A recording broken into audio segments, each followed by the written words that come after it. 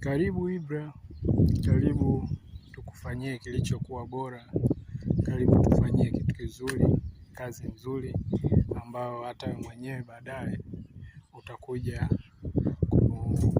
kutojutia kwa nini ulituamini na kutupa kazi yako. Karibu tukufanyie kazi nzuri, karibu tukufanyie kilichokuwa bora na ambacho unastahili. Hapa tupo kwenye setup ya slabu ambao unaiona ina taa zetu za balcony, ambapo hapa tuna chumba. Hiki chumba chote hapa ni ofisi. Hizo bomba unaiona 1.5 itakuwa AC inatokea chini zinafungwa kwa juu. Kwa AC zetu zinakuja juu. So that's why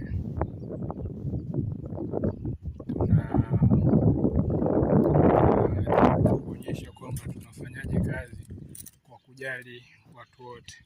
Hapa tulipo, hii ni ofisi na hii ni pointi ya kuleta access zote za network, upande wa kamera, upande wa data na upande wa vingamuzi, vyote vitakuja hapo kwenye hizo bomba nyingi, then zitasambaza kwenda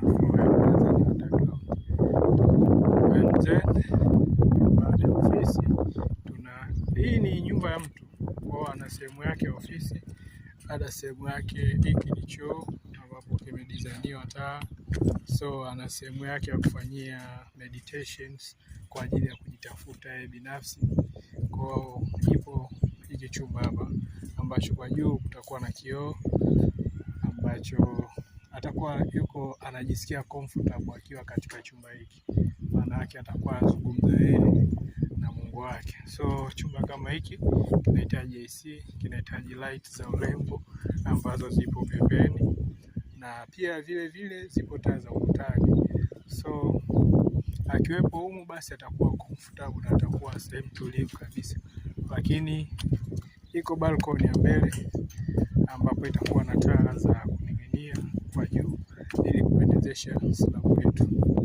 Then kule kona tuna point kwa ajili ya CCTV camera kwa ajili ya ulinzi na kutusaidia tukio litakalotokea kwa hapa kwenye hii balcony, endapo kama mtu atajirusha au kwa ajili ya usalama. Lakini point ya kule nako kuna CCTV camera.